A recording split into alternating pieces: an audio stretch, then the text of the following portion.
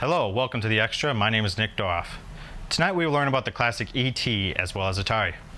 The classic movie E.T., directed by Steven Spielberg, had a very interesting way of how it was created. The character E.T. was created from Spielberg's childhood, as he had an imaginary friend to help him deal with his parents' divorce. Some of the people, though, had a problem with the film. Director Satyajit Ray directed the film The Alien in 1967, and Ray claimed that Spielberg had stolen the idea of E.T. from his movie The Alien, and that E.T. would not have been possible if he had stolen his script from The Alien. Spielberg had stated that he did not steal the idea from Ray because he was still a student in high school, while Star Weekend magazine claimed that he had actually graduated 2 years prior in 1965.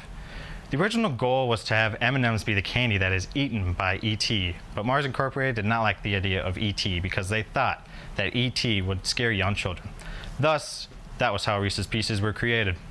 E.T. just recently released the 30th anniversary edition on October 9th, 2012 on Blu-ray and DVD.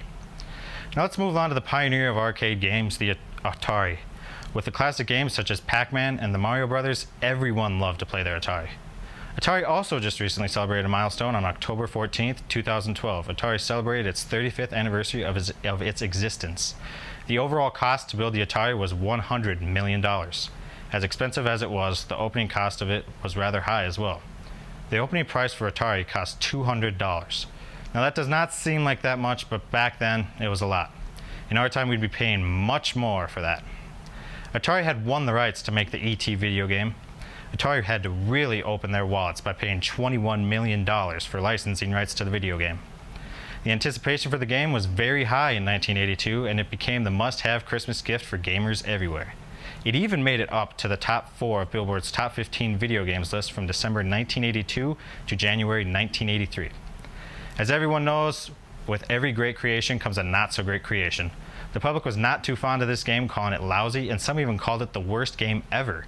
Why was this the worst game ever? Well, someone said that it had a dull gameplay, disappointing story, as well as it having to be a difficult game to play. Overall, according to Next Generation magazine, Atari had earned $25 million from the video game, but they lost a total of $100 million just from making the game. Atari has a game that is very rare, so rare in fact there are only 13 left available for purchase.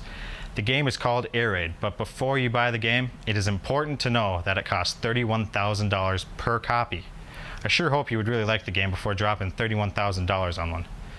It is rumored that there were so many unsold copies that Atari decided to bury nearly 100,000 cartridges of the E.T. video game in New Mexico. If you want to go on a treasure hunt on horrible video games, be my guest. An interesting fact about the Atari gaming system, Atari was advertising for one of their video games, The Adventures of Pitfall Harry, and they gave an actor that everyone knows a start in the business. That man is none other than Jack Black. Go on YouTube and you will see a very young Jack Black talking about this video game. Thanks for watching. I hope that you have gained an extra amount of knowledge about E.T. as well as Atari. I'm Nick Doroff, and have fun watching the rest of the show.